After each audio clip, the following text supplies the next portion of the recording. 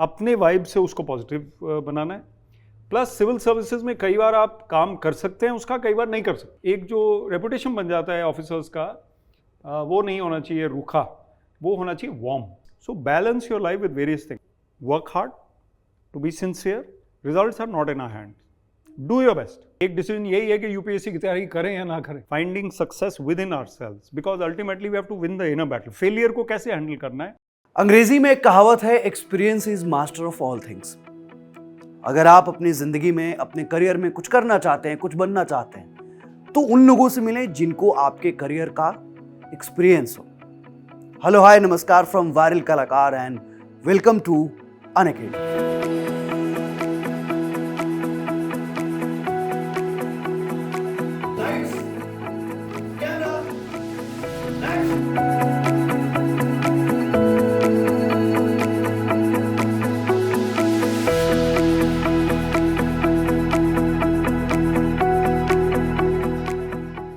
तो जितने लोग तैयारी करते हैं उन्हें सबसे बड़ा कंफ्यूजन होता है कि तैयारी कैसी करनी है। क्या हमें कमरे में बंद करके तब तक तैयारी करनी है जब तक रिजल्ट ना आ जाए?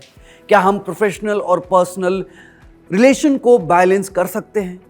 क्या हमें सिर्फ पढ़ना है या और भी चीज़ों को सोशलाइज तरीके से पढ़ना है? इन सब टॉपिक्स पे बात करने के लिए आज हमारे खास पॉडकास्ट के खास मेहमान हैं विवेक आत्रे सर, जिन्होंने आईएएस के रूप में अपनी सर्विस कंप्लीट करी और उसके बाद उन्होंने कहानियां लिखना शुरू किया, उन्होंने एस्पिरेंट्स को मोटिवेट करना शुरू किया।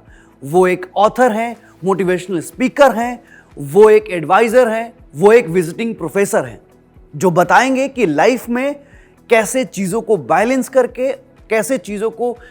करके सफलता पाई जा सकती है। तो इस पॉडकास्ट को बिल्कुल मिस मत करना। Please put your hand together for Vivek sir.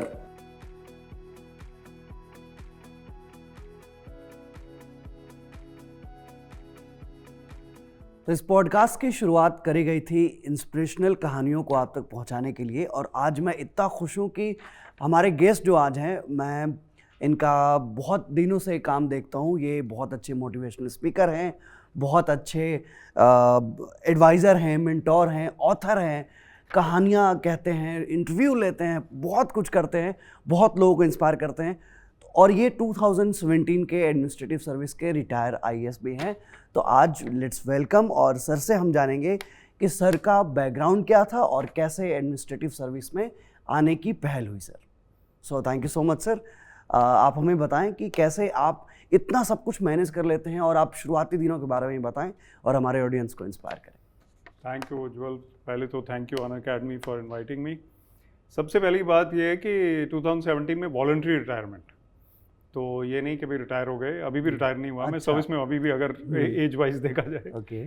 तो लेकिन मेरी जर्नी जो शुरू हुई वो हरियाणा सिविल सर्विस से हुई 91 में, और उससे पहले इंजीनियरिंग इन इलेक्ट्रॉनिक्स, और 91 के बाद एचसीएस के 17 ईयर्स के बाद आईएएस में प्रमोशन, और अब मैं मेंटर हूँ यूपीएससी एस्पिरेंट्स का और इंटरव्यू कैंडिडेट्स का, और हमारी एकेडमी भी है। स्पीकर हूँ, मोटिवेशनल स्पीकर हूँ। और जर्नी जो शुरू हुई वो ऐसे हुई कि क्रिकेटर था, अंडर 19 सिकन आइडू, आई प्लेड ट्वाइस। और उसके बाद फिर ये लगा कि सीरियस होना पड़ेगा, पापा ने भी बोला, इंजीनियरिंग की, फिर उसके बाद सिविल सर्विसेज की तैयारी की। फिर उनकी डेथ हो गई बीच में, तो एचसीएस में आ गया। उसके बाद फिर कई साल बाद आईएएस में आ गए, फिर कई साल आईएएस में भी रहे, फिर रिज़ाइन भी कर दिया। तो ये सब चला। सवालें तो बहुत सारे लिखे हुए हैं सर, पर मेरे जो पर्सनल में एक एनर्जी आ रही है आपसे बात करके कि आपने इतना कुछ किया। लाइक आप क्रिकेट पे भी खेलते थे, क्रिकेट भी आपको पसंद था, फिर आपने कहा इंजीनियरिंग में करी, फिर अभी ऑथर भी हो, मेंटोर भी हो। मैं बहुत सालों से बहुत लोगों का पॉडकास्ट कर रहा हूँ सर, जो आईएएस हैं, जो रिटायर हैं या फिर जो रैंकर हैं। इतनी एनर्जी कैसे आप जनरेट कर पाते हो? लाइक जो तैयारी करते हैं वो, उनको बहुत फ्रस्ट्रेशन होता है कि लाइफ से कट आउट होना पड़ता है, तैयारी करनी है तो सिर्फ कमरे में बंद करना होगा। इन चीज़ों को कैसे देखते हैं, और how you manage your energy sir? I think energy एक अंदर से ही आती है। ऑब्वियसली अंदर की लड़ाई है सारी। बाहर आपको क्या मिला, क्या नहीं मिला, कौन सी रिकग्निशन मिली, पोस्ट मिली, मटेरियल सक्सेस मिला, वो इतना इम्पोर्टेंट नहीं है। आप अंदरूनी तौर पे कैसे हैं, आपकी मानसिक स्थिति क्या है, आपकी मेंटल टफनेस कितनी है, तो मेरा माइंडसेट ये है कि कल कुछ भी हुआ, सुबह you start with a positive note. तो इतना कुछ कर लेते हैं, ये सब लोग मुझे पूछते हैं कैसे कर लेते हैं, तो प्रायोरिटाइज करना पड़ता है। अच्छा। जैसे सिविल सर्विसेज में आपके पास जो काम है वो तो करना ही है, फैमिली के लिए टाइम निकालना है। फिर क्रिएटिविटी, तो ये क्रिएटिविटी में आ गया बाकी सब जो आप कह रहे हैं। तो मेरा जो क्रिकेट पे पैशन है अभी भी चल रहा है, जो राइटिंग का पैशन है वो भी चल रहा है। मोटिवेशनल स्पीकिंग सर्विस में ही शुरू हो गई, 2-1 TEDx टॉक्स अंदर ही हो गई थी सर्विस में ही। उसके बाद कोई 8-9 TEDx टॉक्स और हो गई हैं, जोश टॉक्स हो गई, आपका प्लेटफॉर्म हो गया और प्लेटफॉर्म्स हो गए। तो बेसिकली क्या है कि इस वक्त मैं ऐसे महसूस कर रहा हूँ कि पॉजिटिव एनर्जी के साथ जो भी किया जाए वो आसानी से हो जाता है। तो आप थकते नहीं हैं, और अगर आपका इंटेंट ऐसा है कि आप पॉजिटिव रहना चाहेंगे तो फिर जो भी आप करते हैं उसमें एनर्जी नज़र आती है। अब आज मैं ट्रैवल करके भी आया हूँ, एक और पॉडकास्ट करके भी आया हूँ, लेकिन आपके साथ फुल एनर्जी है। अरे तो वो ज़रूरी है। Thank you. ये लर्निंग भी है, क्योंकि जिस एज में ऑफ कोर्स एनर्जी की बात करेंगे तो आपकी एज की बात नहीं करनी चाहिए, पर जिस एज में मैं हूँ, जिस एज में सर हैं, मुझे ऐसा लगता है कि मैं आज पॉडकास्ट के एंड तक मैं बहुत एनर्जी जनरेट कर लूँगा आपसे, अपने लिए भी। ओके, तो अभी आपने बताया कि आप अभी कैसे चीज़ों को कर रहे हैं, पर ड्यूरिंग द सर्विस क्या रिस्पॉन्सिबिलिटी थी और क्या चैलेंजेस थे जो आपको लगा कि हार्ड था पर यू डिड इट वेल, तो उसके बारे में बताइए सर। हेलो एवरीवन, मैं आ चुका हूँ यूपीएससी आईएएस के ORIN वाले सेंटर। यहाँ पे यूपीएससी के तैयारी के लिए बेस्ड फैकल्टी मिलते हैं, आपको 1-to-1 मेंटोरशिप मिलती है, और हमारे लर्नर्स के फीडबैक भी बहुत अच्छे हैं। तो इंग्लिश मीडियम के एस्पिरेंट्स के लिए ओल्ड राजेंद्र नगर वाले सेंटर पे जो नया बैच हमारा है वो 19 अप्रैल से शुरू होने वाला है, और हिंदी मीडियम के छात्रों के लिए जो मुखर्जी नगर से हैं उनके लिए हमारा नया बैच 24 अप्रैल से शुरू हो रहा है। और अगर आप प्रयासों के शहर प्रयागराज से हैं तो आपके लिए 15 अप्रैल से हमारा न्यू बैच शुरू हो रहा है। तो आज ही हमारे सेंटर पे आएँ, काउंसलर से बात करें और अपनी यूपीएससी की तैयारी को एक एनर्जेटिक पुश दें। सारे सेंटर के लिंक डिस्क्रिप्शन बॉक्स में दिए हुए हैं, तो चेकआउट करना मत भूलना। तो एक नाम बना और गुडविल कमाना बहुत ज़रूरी है। मैं कहता हूँ जो भी यूपीएससी क्रैक करके या सिविल सर्विसेज में आते हैं, स्टेट सिविल सर्विस में भी आते हैं, किसी और सर्विस में भी आते हैं, वो जो एनर्जी के साथ आते हैं वो एनर्जी एक तो मेंटेन करनी है, बढ़ाना ही है उसको। क्या होता है कि सिविल सर्विस में आपको रुतबा भी मिलता है, आपको स्टेचर मिलता है, आपको एक जिसको बोलते हैं ठुक मिलती है, और आपको एक अपॉर्चुनिटी मिलती है, पावर मिलती है। तो एनर्जी आपकी बढ़नी चाहिए, और आपका जो नॉलेज है, जो आपका एक्सपीरियंस है वो तो बढ़ेगा ही, क्योंकि आप जितना जितना काम करेंगे, लोगों से मिलेंगे और सीखेंगे आप। तो एक आपकी विलिंगनेस टू लर्न वो ज़रूरी है, एक आपकी पब्लिक के प्रति जो सर्विस भाव है, सेवा भाव है। तो if you are basically service oriented then you will do well. If you are self centered you won't do well. क्या है सिविल सर्विसेज? तो service is the key, it's not civil ego और सिविल सेंट्रलाइज्ड और civil self centered, ऐसा नहीं है। Civil service, तो service oriented. Plus मुझे लगा अपनी जर्नी में कि लोगों से काफ़ी एक रिकग्निशन मिली, गुडविल मिला। गरीब आदमी की मैं बात सुनता था, अभी भी सुनता हूँ, अभी भी आ जाते हैं मेरे पास लोग, सर उनको काम कर दो, आपको हम मिले थे उस टाइम में, अभी भी आ जाते हैं। तो मैं गरीब या कॉमन मैन की बात सुनता था, और कॉमन मैन में अब मैं स्टूडेंट्स को ले आता हूँ, क्योंकि मैं सिविल सर्विसेज ऑफिसर रहा हूँ, और क्योंकि मैं मेंटर हूँ, एडवाइज़र हूँ, मोटिवेशनल स्पीकर हूँ, तो वो लोग मुझे रीच आउट अभी भी करते हैं। अब मैं उनके साथ कैसे पेश आता हूँ, कैसे मैं वार्मली आता हूँ, नहीं आता हूँ, वो पहले भी था, अभी भी है। आप बड़े अच्छे पॉडकास्ट में हम लोग हैं, अगर कोई स्टूडेंट मुझे बुलाएगा पॉडकास्ट के लिए, अगर मेरे पास टाइम होगा मैं उसके पास भी चला जाऊँगा, क्योंकि उसके पास भी 5000 लोग सुन रहे होंगे उसकी बात। वो 5000 लोगों को भी ज़रूरत है उस वाइब की, उस एनर्जी की। तो जो भी चैनल आपको मिले, जो भी व्यक्ति आपको मिले, उसको अपने वाइब से उसको पॉजिटिव बनाना है। प्लस सिविल सर्विसेज में कई बार आप काम कर सकते हैं उसका, कई बार नहीं कर सकते, लेकिन वो आया तो आपने उसको पानी पिलाया, आपने उसको बिठाया, आपने उसकी बात सुनी, उसके बाद उसका काम नहीं हुआ, वो अलग बात है। At least you gave him that priority, respect. तो उसको ये नहीं लगेगा कि मैं तो, ना मेरा काम हुआ, ना मेरी इज्जत हुई, ना मेरे को समय दिया गया। तो एक जो रेपुटेशन बन जाता है ऑफिसर्स का, वो नहीं होना चाहिए रूखा, वो होना चाहिए वार्म। उससे आपकी गुडविल भी बनती है। तो ये मेरा हमेशा ये एक टेंडेंसी रही। ओके, और सर आप बहुत सालों से मेंटोरिंग भी कर रहे हैं यूपीएससी एस्पिरेंट्स को, आप बहुत इफेक्टिवली बोलते हैं कि प्लान बी होना चाहिए एस्पिरेंट्स को, भाई ऐसा नहीं कि अपनी पूरी ज़िंदगी तैयारी में ही लगा दो कि बाकी कुछ कर ही नहीं पाओ।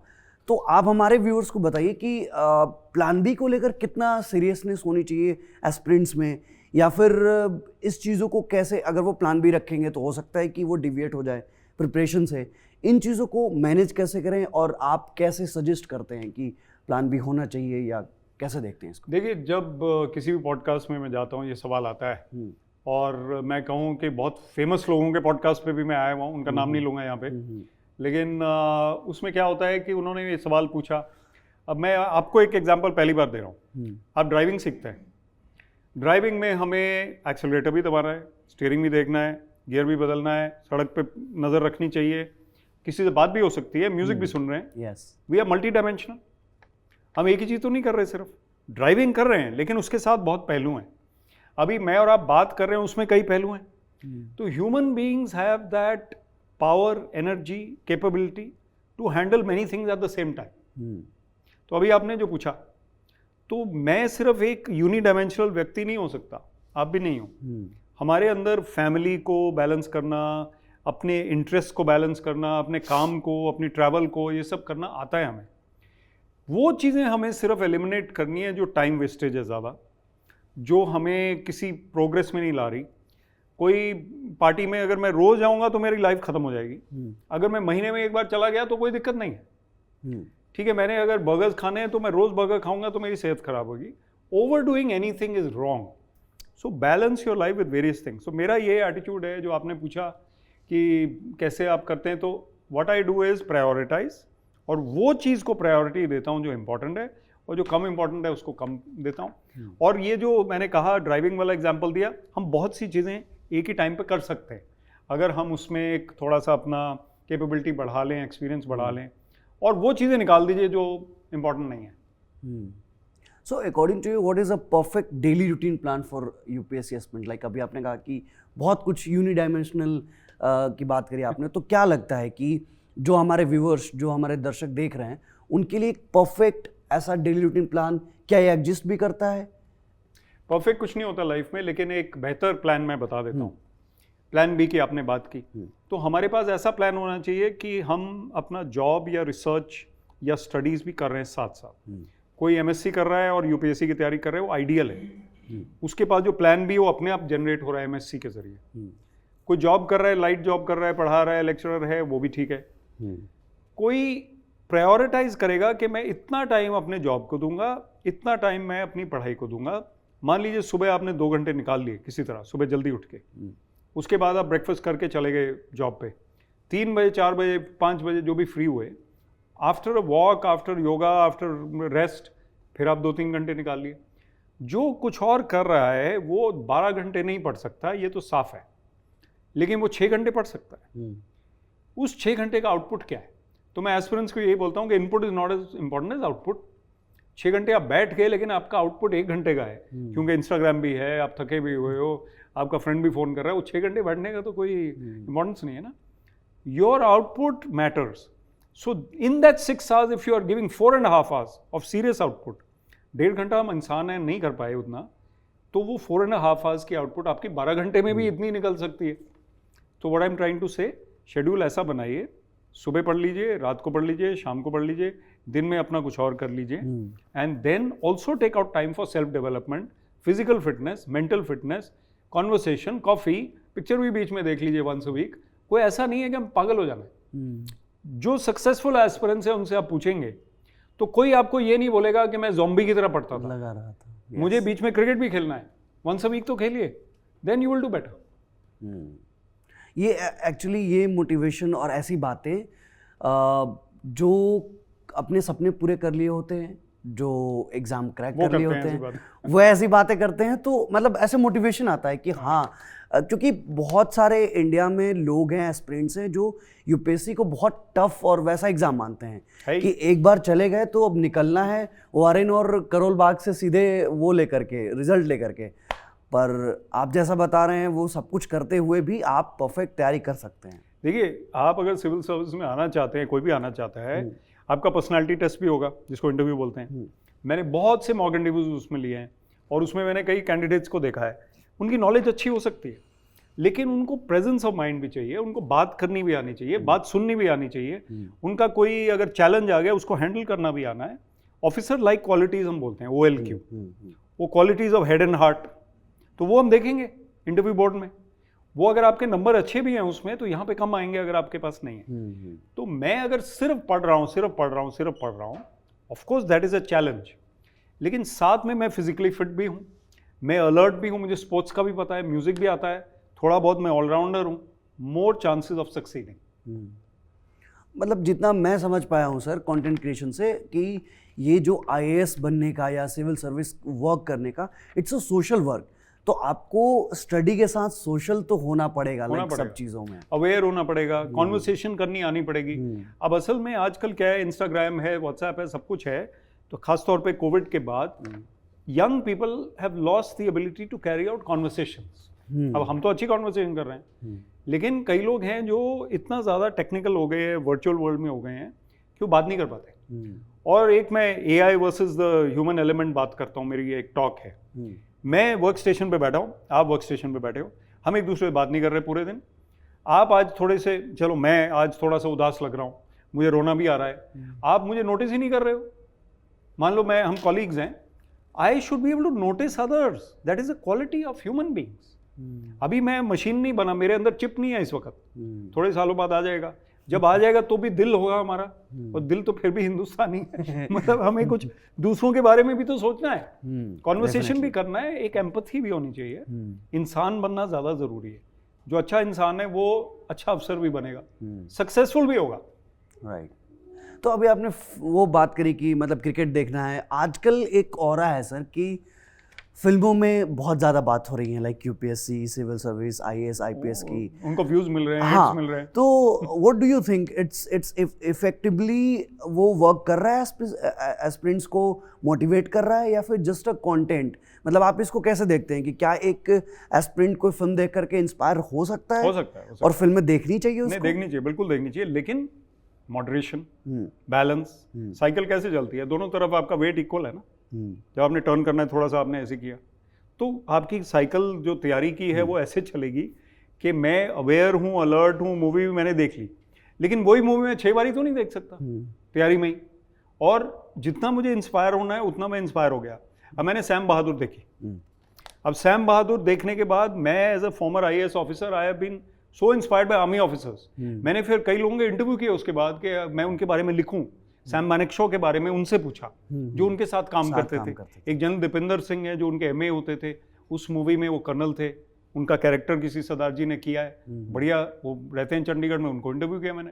सो point is I was inspired by that movie, मुझे ये करने का वो मिला। अब आप एक UPSC एस्पिरेंट है, आपने एक मूवी देखी, आप इंस्पायर हो गए, लेकिन उसके बाद आपने एनिमल भी देखनी है, आपने वो भी देखनी है, आपने वो भी देखनी है, आपने वो भी देखनी है, गड़बड़ हो जाएगी। तो I would say prioritize which film to watch. Prioritize, अगर आप क्रिकेट के असली पैशन रखते हैं तो आप असली क्रिकेट देखेंगे। अब T20 थोड़ी देर देख लीजिए, फिर तो उसमें सर ये भी है कि जैसे शादी में ज़रूर ना अगर हम देखते हैं तो ये लगता है कि सिविल सर्विस करना है तो दिल टूटना आना चाहिए, और अगर हम लोग 12th फेल देखते हैं तो लगता है नहीं कि दिल टूटना जरूरी नहीं है, अच्छी गर्लफ्रेंड हो तो भी निकल सकता है। तो it's you don't think it's manipulating. बात ये है कि हर आदमी 12th फेल वाले मनोज जी की तरह नहीं बन सकता है, लेकिन वो इंस्पायर तो कर रहे हैं। अच्छा, लाइफ में गर्लफ्रेंड की आपने बात की, दिल भी टूटेगा, कहीं ना कहीं उनका भी दिल टूटेगा, हमारा भी टूटेगा, और जो हम चाहते हैं वो कितनी बारी होता है, वो बहुत कम होता है। किसी और रूप में हमें वो सक्सेस मिलता है, जो हम चाह रहे थे वैसा नहीं मिलता है। और अमिताभ बच्चन ने बोला, हरिवंश राय बच्चन उनके पिताजी, उनको कोट करते हुए वो कहते हैं, मन का हो तो अच्छा और मन का ना हो तो और भी अच्छा। क्योंकि किसी को पता है, भगवान को पता है कि हमें जो चाहिए वो शायद हमारे लिए ठीक नहीं है, उसको पता है हमारे लिए क्या ठीक है। जैसे मम्मा को पता होता है ये टॉय बच्चे को नहीं देना चाहिए, बच्चे को चाहिए, लेकिन उससे उसको चोट लगती है, तो mamma takes it away. We think कि भाई ये हमें मिलना चाहिए था, हमें नहीं मिला, लेकिन डेस्टिनी में कुछ और लिखा हुआ है। हमारा रोल है to work hard, to be sincere, results are not in our hand, do your best. It's very easy to say, but I would say this is the only way, और कोई तरीका नहीं। और ये आप अपने पॉडकास्ट में, बहुत सारे शोज़ में आप बहुत स्पिरिचुअली कनेक्शन की बात करते हैं, स्पिरिचुअल होने की बात करते हैं। How has this influence your life in a personal way और अ प्रोफेशनल वे? कुछ चेंज होता है ऐसे सर्टेन वे में? एक हार्वर्ड की स्टडी है जो कि बड़ी प्रैक्टिकल बात है। हार्वर्ड तो प्रैक्टिकल चीज़ है, कोई वो स्पिरिचुअल चीज़ नहीं है, यूनिवर्सिटी है। वो कहते हैं CEOs who meditate are more successful than those who don't meditate। उनकी स्टडी है। अब meditation is basically concentration on spirituality, on God, अपने अपने रिलीजन में जो भी आपका।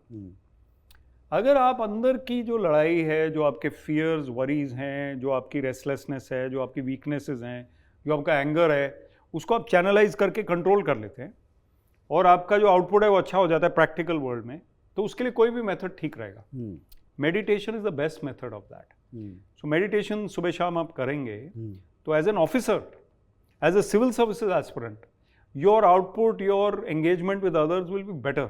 आपका जो बर्ताव है, आपका जो बात करने का ढंग है, अब मुश्किलें भी आती हैं। मैं अपनी लाइफ में देखता हूँ, जब से मैंने मेडिटेशन शुरू की, मुझे ज़्यादा चीज़ें रफल नहीं करती। अब मैं कहीं चला गया, मान लो स्टेज पे मैं स्पीकर हूँ, every 5 days a week I am on stage. अब वहाँ माइक नहीं चल रहा, वो लैंप लाइटिंग सेरेमनी, लैंप नहीं चल रहा है, को बच्चे कम आए हैं, मैं गुस्सा होता रहा हूँ हर चीज़ पे, तो फ़ायदा नहीं है। I am an IAS officer, मुझे क्यों कर रहे हो ऐसे, क्यों, क्या है, तो मैं ही अपने आप को ख़राब कर रहा हूँ। So meditation teaches me to be cool and calm. That's the practical benefit which is useful for aspirants, for officers, for CEOs, for mothers, fathers, everybody, youngsters. And meditation also leads us to the purpose of life. Spiritual point है, हमारा purpose of life is to find oneness with God. अब ये किसी भी religion का आप scripture पढ़ लो, यही लिखा हुआ है उसमें, तो उसके लिए भी हायर बेनिफिट है। तो लगे रहो मुन्ना भाई। कूल सर, IAS ऑफिसर या सिविल सर्विस की जब हम बात करते हैं तो ड्यूरिंग द प्रिपरेशन डेज हमें बहुत सब कुछ फैसिनेटिंग लगता है, पर जब आप जॉब में जाते हैं तो बहुत कुछ गलत दिखाई देता है। ब्यूरोक्रेसी में करप्शंस होते हैं, बहुत सारी चीज़ें हैं। तो आप जब आए, सबका वैसे ड्रीम होता है कि ऐसी चीज़ें होंगी। हाउ यू अप्रोच, मतलब आपने कैसे कुछ गलत लगा तो उसको कैसे ठीक करने की कोशिश की, या करप्शंस को कैसे डील किया, या कभी कभी एज ऑफिसर कुछ चीज़ें ऐसी होती हैं जो आपको एक्शंस लेने होते हैं, तो उन सब चीज़ों के बारे में आपने कैसे हैंडल किया? मतलब सबसे पहले तो मेरे फादर IPS ऑफिसर थे, तो मैं उनको देखता था और वो रेयर थे, मुझे पता था, उनकी इज्जत थी, तो मैं इंस्पायर हुआ उनसे। सेकंड, एक पॉलिटिशियन ने मुझे कहा, विच इज़ वेरी सरप्राइजिंग, जब मैंने ज्वाइन किया, मैं SDM लगा कालका का। कालका एक टाउन है हरियाणा में, near Himachal, but it's in Haryana. तो वो पॉलिटिशियन मुझे बोलते हैं गरीब की बात सुनना। मुझे बड़ा अच्छा लगा, उसने ये नहीं बोला हमारी पार्टी के लोगों की बात सुनना, गरीब लोगों की बात सुनना। तो मेरा शुरू से ये रहा कि एक, मैं आ गया हूँ सर्विस में, I should listen to the common man, I should try to help the common man, I should do good for goodwill sake. और मैं अपना कोशिश ये करूं कि पॉलिटिशियन, आपने कहा करप्शन, पॉलिटिशियन, वो फोर्सेस तो आएंगे, लेकिन हम अपना फोकस रखेंगे तो हमें वो प्रॉब्लम नहीं आएगी। अब ठीक है, मेरे दायरे में अगर कोई करप्शन कर रहा है मेरे डिपार्टमेंट में, तो it's my job to stop him और हर। और मैं अगर हॉट सीट पे MD हूँ या डायरेक्टर हूँ या SDM हूँ या DC हूँ, उसको डर लगेगा। अगर मैं ऑनेस्ट हूँ तो वो डरेगा कि ये साहब जो है ना, ये गड़बड़ ना करता है ना करने देता है। तो ऐसी इमेज आपकी होनी चाहिए। फिर उनको पता है कि 2 साल 1 साल या जितनी देर भी ये हैं, तो वो लोग सारे ऑनेस्ट हो जाते हैं उसके बाद। If the HOD who comes is also going to indulge in corruption, तो फिर वो भी ऐसे हो जाते हैं। लेकिन आपके जो कॉलीग्स हैं, उनको आप अगर देखेंगे, कोई अच्छा है, कोई नहीं है। जो अच्छा नहीं है उसको आप सुधार नहीं सकते। अपने डिपार्टमेंट में तो आप कर सकते हैं, जो आपके बराबर के या सीनियर के लोग हैं उनको आप नहीं सुधार सकते। ऐसा नहीं कि मैं सबको अरेस्ट कराने में लगा रहा हूँ, उसका मेरा फिर करियर नहीं चलेगा आगे। I have to work, so it's not my job to arrest them, vigilance department will arrest them और समबडी एल्स। सो ये जो ऑनेस्ट वाले हैं उनके साथ मेरा रैपो ज़्यादा बनेगा, जो गड़बड़ वाले उनके साथ नहीं बनेगा। लेकिन मैं उनके पीछे वहाँ जाके लॉन्ग ऑफ पे जाके क्रिकेट में बोलते हैं मैं फील्डिंग नहीं करूँगा वहाँ जाके। Yes, definitely. So I have to retain my balance and see that my area is going okay. और जहाँ तक करप्शन का सवाल है, मैं अगर ठीक हूँ तो मेरा डिपार्टमेंट ठीक रहेगा, मैं बता देता हूँ। Okay, so which type of leadership qualities do you consider in aspirants of IAS और जो प्रिपरेशन करना चाहते हैं सिविल सर्विसेज की? बहुत इंपॉर्टेंट बात है, decision making. You cannot be differing. एक डिसीजन यही है कि UPSC की तैयारी करें या ना करें। हाँ हाँ, और ये कि कितने साल करें। कितने कितने अटेम्प्ट दें। तो मैं तो हमेशा ही बोलता हूँ कि 3 साल से ज़्यादा मत करो। हम्म, अब वो ठीक है, अकेडमीज हैं, सब कुछ है, 6 साल के लिए करते हैं लोग, लेकिन 3 साल में आपको पता चल जाता है हाउ गुड यू आर और not. If you are somewhat close you go for the 4th one. If you are not close at all, 3 साल आपने लगा दिए, फिर आप रहने दीजिए। पापा मम्मा सोच रहे हैं ये बच्चा हमारा आउटस्टैंडिंग IPS बनेगा, नहीं बन पाओगे तो बता दो उनको जाके। सो आई थिंक एक तो ये, दूसरा I think it is very very important for, sorry what was the original question ये वाला? Leadership qualities. हाँ, लीडरशिप क्वालिटी। तो लीडरशिप क्वालिटीज़ क्या होनी चाहिए? एक तो डिसीजन मेकिंग, एक एम्पैथी फॉर अदर्स। मैं अपने दायरे में रहूं, मैं अपने ही सोच में रहूं कि मैं तो ऐसा हूं जी, मैं तो सबसे इंटेलिजेंट हूं। I give the example of Sachin Tendulkar, world's best batsman but not the world's best captain, definitely. Because he thought के सारे तेंदुलकर होने चाहिए मेरी तरह। अब वो कोई नहीं है आपकी तरह, उतना ब्रिलियंट नहीं है, उससे काम लेना है आपने। और फिर मेरी टीम में एक अग्रेसिव टाइप है, एक शाय टाइप है। मैं DC हूँ, वो दोनों SDM है। वो अग्रेसिव टाइप को मुझे टोन डाउन करना है, ये मेरी लीडरशिप क्वालिटी है। जो शाय टाइप है उसको इंकरेज करना है, ये मेरी लीडरशिप क्वालिटी है। अब मैं दोनों को एक जैसे ट्रीट नहीं कर सकता। So I have to understand as a leader what kind of human beings I'm working with. I take good decisions. I take decisions with empathy. I understand others. Then I am also a good communicator. I am a good listener. बहुत सी qualities leadership में चाहिए. Then I am also dynamic. ऐसा नहीं कि मैं धीरे धीरे करता रहूँगा सब कुछ, नहीं, मुझे तेज़ी भी लानी है अपने काम में, लेकिन लानी रूल के मुताबिक है। तो गवर्नमेंट बड़ी मुश्किल जगह है, जो हाथी है government. Government is an elephant. तो गवर्नमेंट के जो पार्ट्स हैं उसको हिलाना बहुत मुश्किल होता है, लेकिन आप उसको फिर भी कुछ लोग काम कर लेते हैं और अपना इम्पैक्ट दिखा देते हैं, और कुछ लोग नहीं दिखा पाते। तो आपको डायनामिक आउटस्टैंडिंग भी बनना है, पुशिंग भी होना है, लेकिन फिर भी आपको दायरे में रहना है। तो बड़ा बैलेंस बना के रखना। यही मेरा सवाल यही था, फिर बैलेंस कैसे बनाया जाए? जैसे आपका तो एक्सपीरियंस रहा होगा जॉब का। नहीं, पर पहले तो नहीं था। हाँ, पर जो नए, हाँ पहले नहीं था, मैं उसी पे आ रहा हूँ कि जो नए एस्पिरेंट्स हैं या जो नए IAS IPS बने हैं, SDM बने हैं, उनको गवर्नमेंट से और अपने ब्यूरोक्रेट से कैसे समन्वय बना करके जमीनी स्तर पे काम करने की ज़रूरत है? एक एस्पिरेंट जो सक्सेसफुल हो गया, ज्वाइन कर गया, ट्रेनिंग में चला गया, यस, अब सबका ड्रीम है जी मसूरी पहुंच गए, लवासना पहुंच गए जी। अब पहुंच गए तो, या कहीं भी पहुंच गए, दूसरी एकेडमी में पहुंच गए, किसी सर्विस में आ गए। पॉइंट ये है कि डे 1 से आपको सिंसियर होना पड़ेगा और सर्विस भावना रखनी पड़ेगी, सेवा। आपको पर्क्स तो मिलेंगे ही, आपको 35 इयर्स का जॉब भी मिल गया है, आपको एक लेटर मिल गया है जो गवर्नमेंट ऑफ इंडिया का है, राष्ट्रपति से मिला है, उसको कोई हिला नहीं सकता। तो now all you have to do is cruise and do your job. Of course you can do it dynamically as I said, लेकिन आपको अब उसमें कोई नए अफसर को ये करने की, कोई चौके छक्के मारने की जरूरत नहीं है कि अब तो मैं इतने फॉलोअर्स ले आऊँगा, अब तो मैं गाड़ी खरीद लूँगा, अब मैं ये कर लूँगा। You start with integrity, so maintain the integrity, number 1। क्योंकि आपको पर्क्स और रिस्पेक्ट तो मिल ही रहा है ना, वो तो जा नहीं रहा कहीं।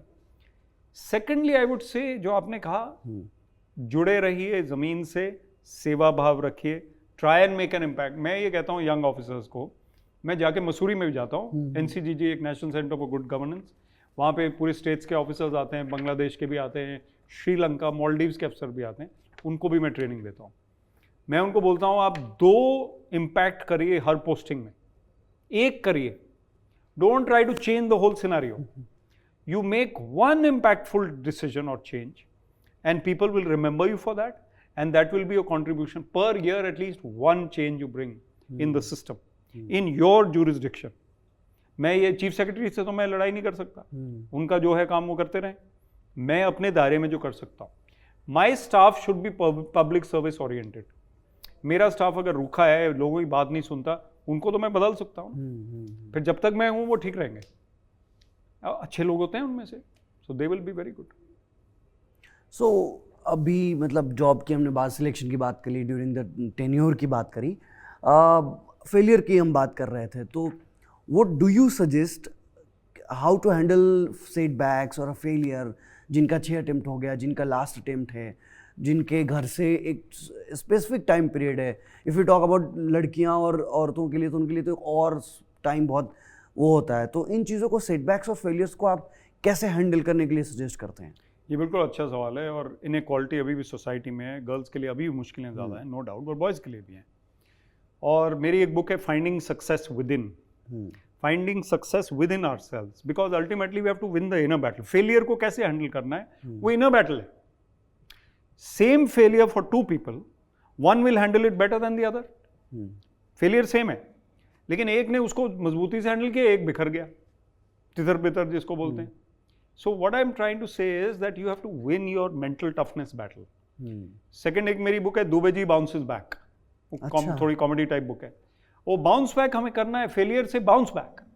आपको एक टॉय होता है ना जो नीचे जमीन पे, वो उसका सेंटर ऑफ ग्रेविटी लो होता है, मैं इंजीनियर भी हूँ, नहीं उसको आप नीचे पुश करो फिर वो ऊपर हो जाता है, आप उसको फिर पुश करो फिर ऊपर हो जाता है। अच्छा। तो आपको ऐसा इंसान बनना है कि जब मुश्किलें आती है तो बाउंस बैक, तो you receive failure, bounce back. आपको अगर महीना लग गया, 2 महीने लग गए, उसके बाद आपकी गाड़ी फिर चल पड़नी चाहिए। ऐसा नहीं कि हम बैठे रहे। उसमें है मूवी में रिबूट, तो रिबूट करो एंड गो अहेड। तो मेरा कहना है mental toughness and bouncing back is the law of life. Life will keep giving you failures, you ढीठ बनो, तो रेजिस्टेंट बनो, और इतना ढीठ बनो कि सक्सेसफुल होके ही दिखाऊंगा। Wow, that good point, motivation. हाँ, एक मेरे दिमाग में ऐसा आ रहा था, it's not mention in that page, this page. तो जैसे आप जिस एज से आए हैं, लाइक अगेन आई एम, मेरा वो मतलब नहीं है, पर आप नए एस्पिरेंट्स को जो देखते हैं, जिन्होंने सिलेक्शन में लिया, जो सर्विस में, जिन आप जूनियर से मिलते हैं, जो नए नए आए हुए हैं, उनमें और आप पहले जो आपके बैचमेट थे, क्या एनर्जी है और क्या अंतर आपको दिखता है?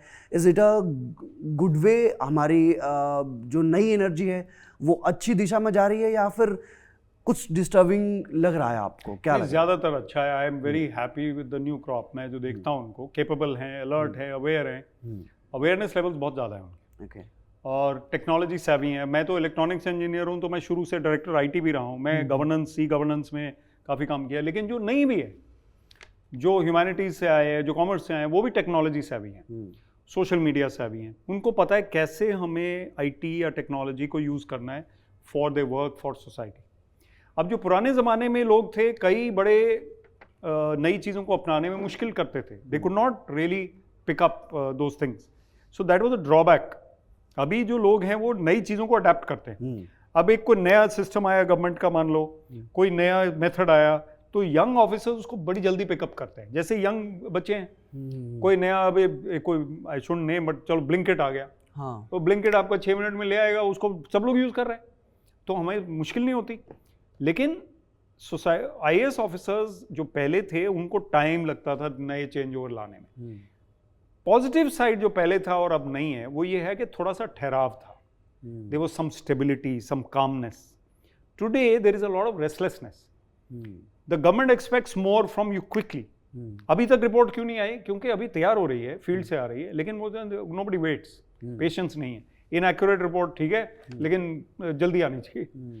दूसरा, that restlessness is also within the officers, so they also want quick promotions, they also want better postings. भैया बैठे हो एक जगह 1 साल, 1.5 साल, 2 साल बैठ के काम करो। why do you keep trying for a better what is better posting? तो ये चीज़ें थोड़ी सी ड्रॉबैक हैं कि रेस्टलेसनेस ज़्यादा बढ़ गई है, और लेकिन अवेयरनेस, अलर्टनेस, टेक्नोलॉजी यूजेज अच्छा हो गया। तो आपको ऐसा नहीं लगता कि ये टेक्नोलॉजी के कारण ही हमारे अंदर के पेशेंस खत्म होते जा रहा है? लाइक पहले एक छोटा सा एग्जांपल है, जब हम कहीं जाते थे तो रास्तों को याद रखते थे या पूछे जाते थे, but we all depends on Google map, भाई लगा देना है, एक बार चले जाना है। तो is this a good change AI और टेक्निक्स का? आप भी कह रहे हैं कि पहले पेशेंस होता था, now everyone is searching for a best version of our self, कि हमारा प्रमोशन हो जाए, हम यहाँ से ऊपर चले जाएं। इन चीज़ों को क्या हमारा टेक्निकल जो अपडेट हो रहे हैं वो डैमेज कर रहा है, या फिर कुछ और बात है? नहीं, आपकी बात बिल्कुल ठीक है। सोसाइटी में इंस्टेंट ग्रेटिफिकेशन की ज़रूरत है उनको, कि मैंने अभी ये क्लिक किया तो अभी तक आया क्यों नहीं। हाँ, पहले हम लोग जल्दी में नहीं होते थे पेशेंट। अभी आप चिट्ठी लिखते थे अब्रॉड, तो 3 वीक्स में पहुंचते, 3 वीक्स में जा रहे। अभी आपका व्हाट्सएप पहुंच गया साथ के साथ। एक गूगल की आपने बात की, एक लाइटर बात भी हो जाए, ह्यूमरस बात है। आज ही मैं बाई चांस एक वीडियो देखा, 2 लड़के बात कर रहे हैं आपस में फ़ोन पे, तो वो गूगल मैप बना हुआ है लड़का, वो गूगल मैप नहीं है समझ लो, वही गूगल मैप है। कहते कहाँ से जाऊँ मैं? कहते यार वहाँ पे जो ठेका था ना, जहाँ पे हमने वो उस दिन ड्रिंक किया था, हाँ वो वाला, हाँ ठीक है, वो कहता है। और वहाँ पे जो गए थे जहाँ पे लड़की ने तुझे थप्पड़ मारा था, कहते हैं, हाँ वो वाला, अच्छा ठीक है, उस मोड़ से फिर लेफ्ट चले जाना जहाँ पे वो आंटी रहती है जिससे हम पैसे लेके भाग गए थे, this is there Google map, उसको डायरेक्शन दे रहा है और उसमें बीच में इंसिडेंट जो हुए वो याद कर रहा है। तो our technology friendliness is so much, लेकिन हमें पेशेंस फिर भी एक क्वालिटी है जो चाहिए। वो पेशेंस हमें हेल्थ भी देगी। मैं अगर अपना लंच ही कर रहा हूँ और मैं 1.5 मिनट में लंच कर रहा हूँ या ब्रेकफास्ट कर रहा हूँ तो मेरी हेल्थ खराब हो रही है, खराब हो जाएगी। मैं अपनी टॉक्स में पूछता हूँ, मोटिवेशनल टॉक्स में इंडिया में जाता हूँ, how much time do you take over breakfast? जो मुझे बोलता है मोर देन 10 मिनट्स, मैं उसके लिए ताली बजाता हूँ। च्यूइंग हो पाती है। हाँ, 10 मिनट्स 15 मिनट्स की ब्रेकफास्ट तो करो, टाइम निकालो किसी तरह। मुझे खुद शर्म आ रहा है। मुझे भी आती है, मैं भी जल्दी में रहता हूँ। सो पॉइंट इज दिस कि we have to have that patience even in an era of technology. Human beings have to be calmness से आपका डिसीजन मेकिंग आती है, मेडिटेशन से आपकी कामनेस आती है। आपकी ओवर थिंकिंग एक और प्रॉब्लम है, आपकी नहीं मतलब सबकी। हाँ, वो ओवर थिंकिंग जो है वो ऐसी है कि ये क्यों नहीं हो रहा, ये क्यों नहीं हो रहा, उसने क्यों मना किया, उसने अभी तक लाइक क्यों नहीं किया, ये क्यों नहीं हुआ, मेरी स्टोरी अभी क्यों नहीं पॉपुलर हुई, जो भी है। ओवर थिंकिंग को कम करने के लिए ठहराव चाहिए, मेडिटेशन, फिजिकल फिटनेस। अगर आप दौड़ लगाएंगे तो आप थोड़े काम हो जाएंगे, शांत हो जाएंगे। Number 3, creative thinking. जो आर्टिस्ट है, म्यूजिशियन है, राइटर है, स्पीकर है, वो थोड़ा सा शांत होता है। जो नंबर्स गेम में पैसे बनाने में लगा वो थोड़ा रेस्टलेस होता है। Number 4, conversations. बात करो, कॉफी पियो किसी के साथ, डोंट एक्सपेक्ट कि भाई मैं टेक्स्ट कर दूंगा बस। 5th, books. I am a great proponent of writing, reading. ठीक है, आप फोन पे पढ़ो, किंडल पे पढ़ो, लेकिन पढ़ने को आप फास्ट फॉरवर्ड नहीं कर सकते। वीडियो ये वाला रील जो लोग देख रहे हैं 1.5 पे देख लेंगे, हमें कोई दिक्कत नहीं है। तो जो आपकी बुक है, बुक को आप 1.5 नहीं पढ़ सकते। पढ़ना इज अ ग्रेट क्वालिटी। मैं आपसे जो बात कर रहा हूँ, आधी चीज़ें जो मैं सीखा हूँ वो बुक से ही सीखा हूँ। तो बुक्स पढ़ने से, ये 4-5 चीज़ें करने से हमारा मेंटल स्ट्रेस कम होता है, even in an era of technology. ये मैं बड़ी इंपॉर्टेंट बात बता रहा हूँ। Yes yes, can we suggest some good books for like जो पढ़े लोग? ऑटोबायोग्राफीज पढ़ो। My favourite book is autobiography of a yogi, जो कि स्पिरिचुअल बुक है, कोई रिलीजियस बुक नहीं है, और लास्ट सेंचुरी की बुक है।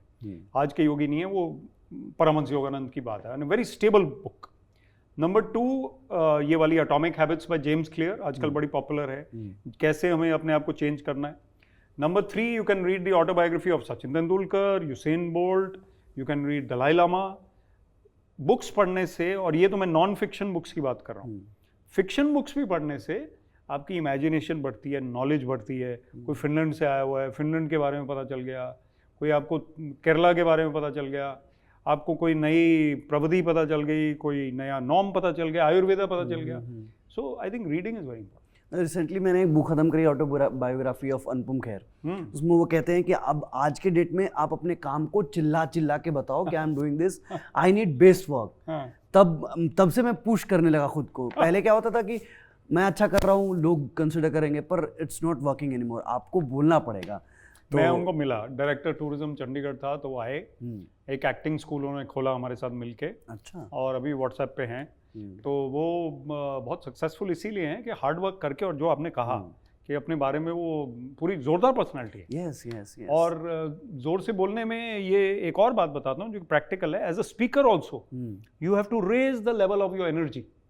अब आप और हम स्पीकर हैं, कैमरा पे हैं, अगर हम लिस्टलेसली बात करेंगे ऐसे धीमे धीमे आवाज में, जो कि कोई जरूरी नहीं कि आपकी अमिताभ बच्चन वाली आवाज है, हाँ, लेकिन आप कम से कम इम्पैक्टफुल वॉइस, एनर्जेटिक वॉइस है।